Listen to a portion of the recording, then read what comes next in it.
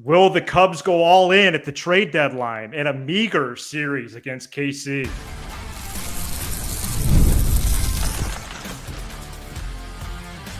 You are Locked On Cubs, your daily Chicago Cubs podcast, part of the Locked On Podcast Network, your team every day.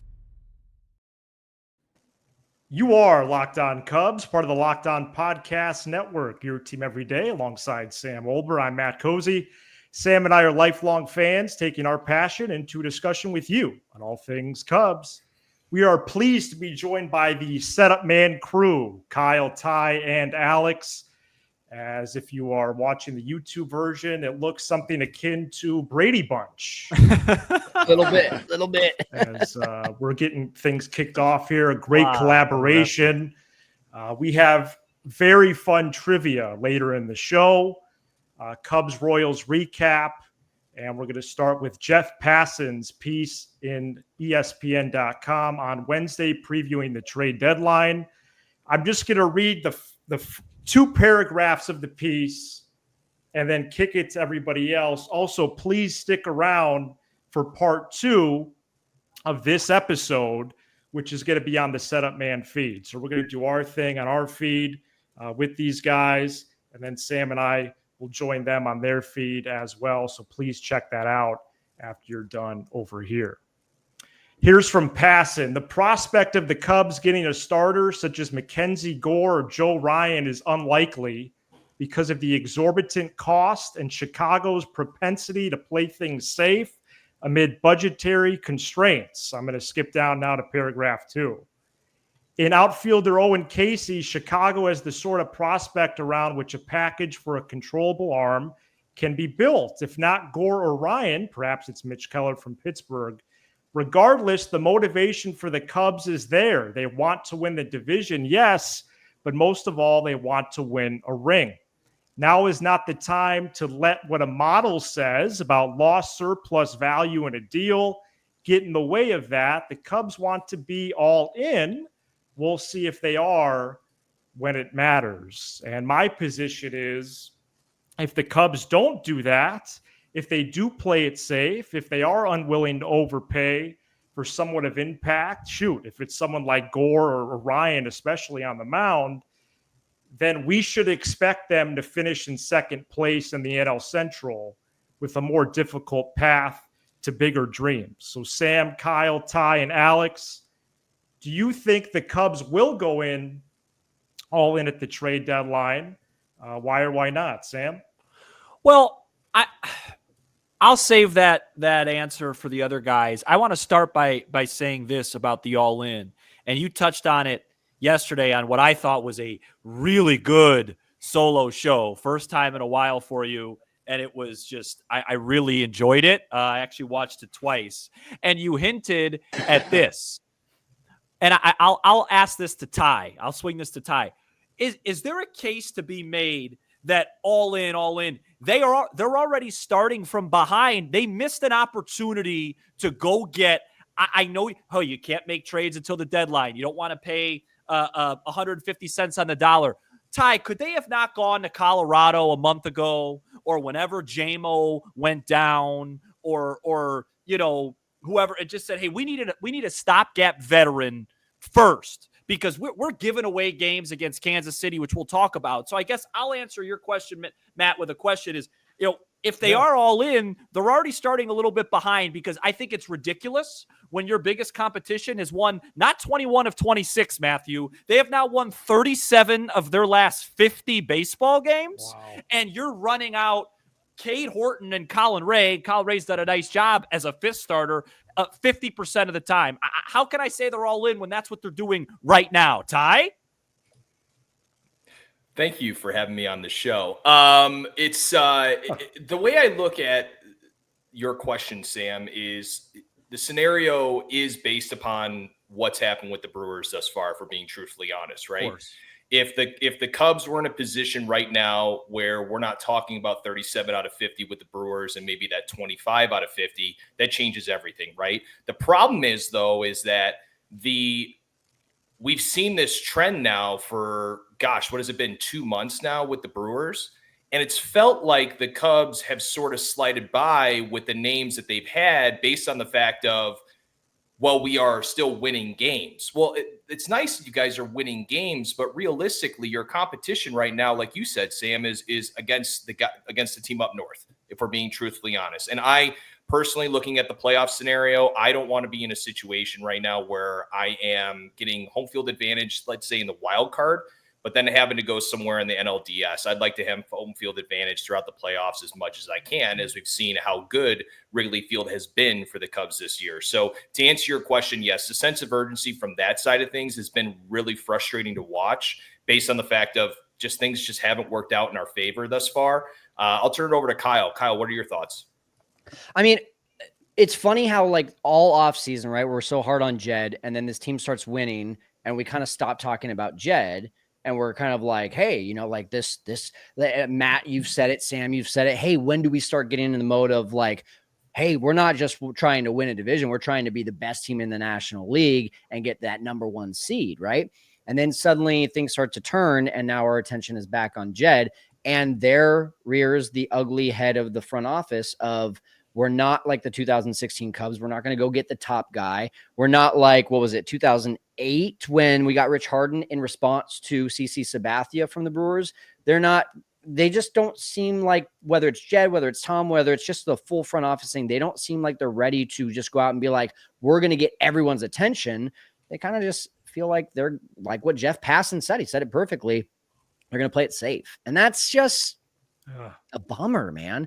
I look at Owen Casey. You brought up Owen Casey, and I'll dish it to Alex since we're doing this whole Brady Bunch thing. I'll dish it to Alex, and I say, are you okay with getting rid of Owen Casey? Because I don't know why you don't use Owen Casey, who's at the peak of his minor league career right now, lighting it on fire, went 5 for 5 yesterday with 2 home runs and 2 doubles or whatever. And where's he going to play on this team? He's not going to play on this team. He's not going to play on next year's team either. Maybe if Kyle Tucker leaves, but even then you can go get another outfielder. So I don't know why you don't use him right now. What about you, Alex? My whole frustration with the deadline is, Ty, you and I talked about this on our show not that long ago. You could have had some of these guys that you're targeting now, allegedly targeting, I should say. Kyle Finnegan, you could have had him for a song in winter. Well, now you're going to have to give up stuff when, well, it's financial. We want to be conservative.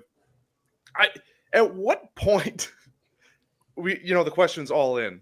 If not now, when your team is the best team in the National League, when? Your time is now. Thank you. And you're right, Kyle. Why not Kyle Tucker? Who cares if he's here or not next year? It's now. What's Owen Casey going to do for you right now? Unless someone gets injured, not a whole heck of a lot. Same with a lot of these guys that are down on the farm. So go ahead. Yeah, go ahead. No, I do think they're going to be all in, like in terms of that phrasing, Matt. I do. I just think my point is if you're really, really all in, you probably shouldn't have the situation that you have right now, because guess what? These games still matter just as much as the games do post deadline. But for the sake of your question, and I agree with Alex, I do think they will be. I think they're going to make as many moves and as big a moves as they can. I just wish that, we didn't have to give away some of these meaningful games here leading up to the deadline is my point. Well, they have basically zero leverage with other teams. The other teams know that they have no margin for error, especially in the rotation. And so they're going to be charged a high price. Don't you guys think? And that's Alex's point. That's what he just said. You could have you didn't have to wait. You know what I mean? So right. Well, and I was looking back at a piece in The Athletic from March 26th. Jed literally has a quote right here. I feel like for us, we don't have a lot of margin for error this year. So right. it's just it's a vicious circle, I guess. A sleepy series at Wrigley Field this week. Cubs-Royals. Cubs lost 2 out of 3 following another defeat on Wednesday. They didn't muster much up of anything offensively. Colin Ray struggled. We get you those details right after this. This episode is brought to you by Monarch Money. You ever wish managing your money felt easier? With Monarch Money, it can. Whether you're growing your savings or planning a big purchase, Monarch puts you in the driver's seat. It's like having your own personal CFO giving you full visibility and control over your finances. Monarch Money is more than a budgeting app. It's a complete financial command center. You can track all your accounts, investments, and spending in one place. So in addition to managing your money, you're also building wealth. Guys, for me, it's about cooking or lack thereof. I use way too many delivery food services. I order out too much. It wasn't until I started using Monarch how much I was spending and how much I could be saving. So take control of your finances with Monarch Money. Use code LOCKEDONMLB at monarchmoney.com for 50% off your first year. That's monarchmoney.com, code LOCKEDONMLB for half off your first year. All right, Locked On Cubs and the setup man right here, Sam, Kyle, Ty, and Alex. Please be tuned in for the next part of the show, which is going to be over on the Setup Man feed. And we'll post a link to that in the description of this episode as well. Cubs lost 2 out of 3 to the Royals following an 8-4 defeat on Wednesday. Royals took a 2-0 lead in the first, never trailed.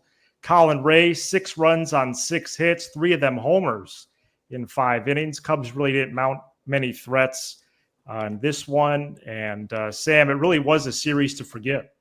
Ty? Thank you for having me on the show. So I guess I'll speak for Sam here. Right. The way that I looked at this series and the way that I look at the series this upcoming weekend, guys, was a little bit of a trap game. Just because I felt like when it came to the series in Boston and losing that game on Sunday, it felt like one of those losses where from this team this year, they normally win those games. And it felt like losing that game on Sunday. I don't have a good feeling now rolling into the rest of the week. And I don't know what that really was. It was just sort of maybe just like the feel as a fan. Wow. But I will tell you that it was excruciating to watch Ben Brown on Monday. It was excruciating to watch Colin Ray deal with the wind that is blowing, 40 miles, over the left field foul pole. And it's unfortunate. And for this team to have at this point in the season losses like this, it's just, like I said, excruciating to watch. I'm going to turn it over to Kyle here, who probably has some positive words to say. Oh, you're gonna set me up like that. I mean, I texted you and Alex and said, correct me if I'm wrong, boys, but this is the most embarrassing series of the year. Yes. Dang. Exactly. I had to look at the schedule and be like, no, I must be feeling wrong on this. You're not wrong.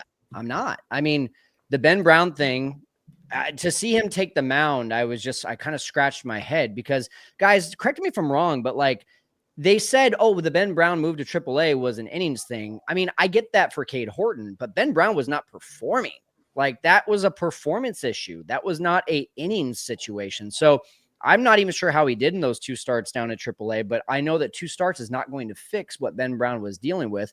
And for them to have such a long leash on him when you have a 4-1 lead was baffling. Then, of course, in game 2, yeah, looks good, 6-0. But I mean, not really. If you watch the game, they got off the hook a lot. And thank you, Royals defense, for letting Rich Hill. By the way, Rich Hill was exhausting to watch that night. I don't remember him being that animated and looking like he was always just like a 1 pitch away from falling over. And then you get the just, once a year, Seiya Suzuki is going to drop a fly ball to start the game on Wednesday. And I guess the only positive I'll say, because Ty put me in a corner to say something positive, Matt Shaw. I'm excited. He's looking good. I still think we need to go get a third baseman. I don't think you should expect this the rest of the year, but he's been their best hitter in the second half so far. He's been good. Alex? You guys pretty much covered it. The pitching execution, where would they be without Matthew Boyd? That was the only game of the series where I was like, oh, okay, we got this. The other 2, total crapshoot. And with Lugo, and I know we'll talk more about him in the second part of this crossover, just a heads up. But it's just, I didn't feel good today. Monday, they had the lead. I'm like, all right, we got this. And then bullpen blows up. It happens. But pitching execution wasn't there. Just some sloppy stuff, too. Just, I don't know. Kyle, I think I agree with you. most embarrassing? Yeah. From start to finish is the only series all year where I felt like they did not play well from the jump. So hopefully the White Sox are frisky. They better figure it out. I don't know how Ty had a bad feeling coming into this. Credit to him. I was very confident against this really poor offense that Kansas City was going to run out there. This is statistically pretty much the worst offense in baseball outside of the Pirates. And I knew the Brown thing probably wasn't going to go great. I thought, but I didn't think it was going to go like that. And I guess I didn't take into account how windy it was going to be today, because that's the one point I want to make, guys, is like this pitching staff. You know, we talk about it. I talk about it all the time after the games when I do a post-game short. And it's the combination for the Cubs this year has been pretty much their big four offensively with some sort of unsung hero starting pitching-wise. And then the fact that they've been able to figure out the 8th and 9th inning. And, you know, the unsung hero stuff pitching-wise outside of Boyd is really win-related, fellas. When Colin Ray is out there like he was Friday at 120 against Boston, and it's unseasonably cold and the wind's blowing in, you feel great. You feel great with most competent major leaguers. But when you turn up the temperature and the wind starts going, you just see the lack of stuff and the problems that this rotation has. And I just think that was what was on display for the most part of the weekend, is just you shouldn't give up 20 runs in 2 games against that offense. I know Perez is hot, and when he gets hot, he's as dangerous as anybody. He hits homers on pitches kind of like Pete does. But it was obvious when the game started it was very similar to Ray's start against Seattle when the wind was blowing out.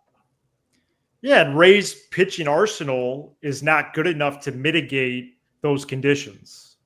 He's got it perfectly. When it goes bad, it goes really bad. And today, it just got away from them. I didn't think they were competitive at all today. So to support most embarrassing series, yeah, it's like today they just walked through it, which was disappointing. And the margin of error and trade or lack thereof from earlier, Ben Brown in that spot, for him to make that start, that's a problem. Cubs are 11-7 this month, 3-3 since the break, 6 games remaining until the deadline. What needs to happen in these next 6? 3 against the White Sox, 3 against the Brewers. We discussed prior to this 12-game stretch, 7-5, maybe 8-4. They're 3-3. How did they get there? Well, I mean, you'd like to sweep the White Sox. I mean, you'd like to. Yeah, I mean, they've won 8 in a row against them. But like Alex said, they've been pretty scrappy lately in their own right. And if you're going to give up, 20 runs to Kansas City, it's so funny though. I guess I'll close by saying this. It feels like they played so much worse than 11-7.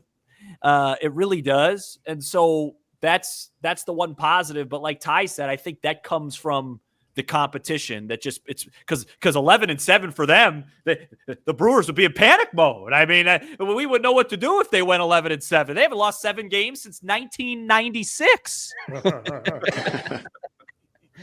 So I don't know, Matt. I don't know the answer to that. 4-2, 5-1, something like that. I don't know. Yeah, the matchups are favorable this weekend. I know the White Sox are a little bit hot out of the break, but Cubs need to take care of business. Kyle Tucker fouled the pitch off his knee Tuesday night and missed Wednesday as a precaution. Craig Counsell said Tucker will return Friday. Tucker is 4 for 26 in his last 8 games. He has walked 7 times to just 5 strikeouts. All right, you guys ready for trivia? Let's do it. We have some home run related trivia as well as Cubs White Sox. We're going to play it category style right after this. Today's episode is brought to you by Game Day Hue, and so is this hat I'm wearing. For sports fans like me, this one hits the mark. Game Day Hue makes clean, no logo gear with team-inspired colors for every pro and college fan base. It's all about letting your colors speak for you. No giant logos, just smart, versatile styles that work on game day, on the course, or anywhere in between. This maroon hat I got sent to me by Game Day Hugh is actually the colors of the school I teach at. Excited to rock it this fall on Football Friday nights in the booth there as I do PA announcing at my school. Excited about that. And Game Day Hugh sent me a golf glove in Cubs colors. This is their split shade glove made for the golf course, or the perfect gift for the fan who has everything golf related. Right now, you can get 15% off with code MLB15 at GameDayHue.com. That's GameDayHue, HUE.com. Let your colors talk, because colors speak louder than words. GameDayHue.com, code MLB15. The crossover event, perhaps of the season. Locked On Cubs and the Setup Man. Alongside Sam Olber, I am Matt Cozy. Kyle, Ty, and Alex from the Setup Man are here. We go right into this, to their feed, to continue the show. A lot of trade talk over there, including specific names. And specific names is exactly what I'm going to ask you for about on this trivia edition of our show. Something we do, third segment, a lot in our program. Wanted to have fun with these guys to close out on our feed. And we'll go Sam, Kyle, Ty, Alex in that order. If you get it wrong, you're out. And that's basically how the game works. Okay. Right now, the Cubs have 7 players with double-digit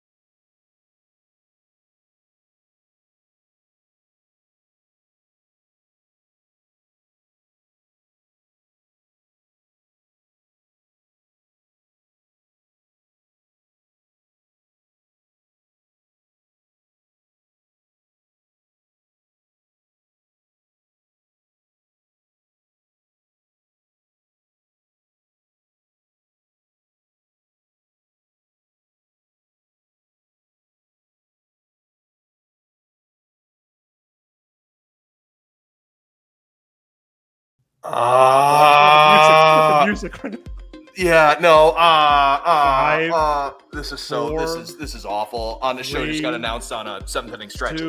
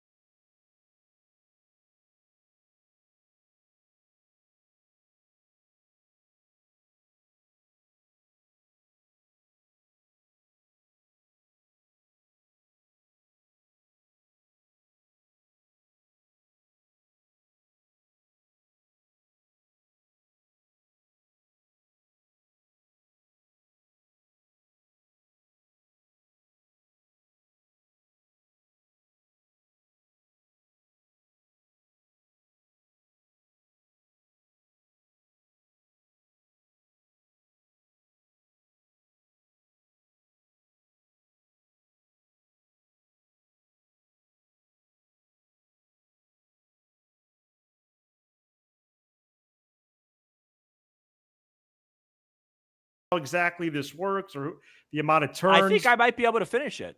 Yeah, I think so. Caratini. That's correct. He had 11 that year. The 11th and final player, guys, was Albert Almora Jr. with 12. What? That's hilarious. I would have. First of all, I would have really liked to finish that. but I don't think I would have got. Don't think I had no idea Albert Almora. I don't think Albert. Got to remember that was the juice ball year. 2019 was the juice ball year. Wow. And I don't remember Almora. I wouldn't have gotten Almora. So, all right. I have say Zobrist. Yes. Let's see here. I have one more for us. Okay, I turned the music down per Sam's request. Well, I just couldn't think, The Cubs play the White Sox this weekend, winners of 8 in a row. And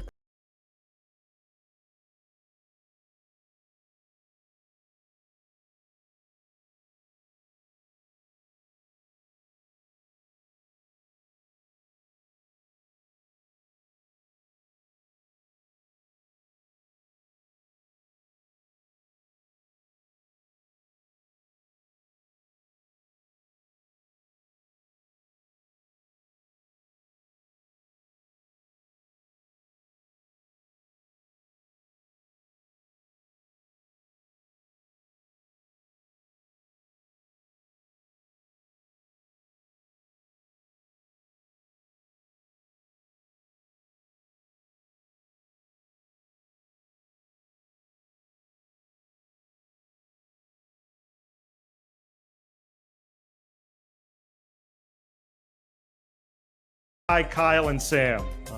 Don't guess Tim Anderson, fellas. The first guy that came to mind probably was also hurt, but Eloy? Eloy Jimenez is correct. Hi. Just clarifying, Cubs and White Sox, right? Yeah, that's true. All Right. Yohan Moncada. Moncada is correct. Kyle. Christopher Morel. Christopher Morel is correct. I believe the day or after or before was that big home run. Sam. Madrigal. Nick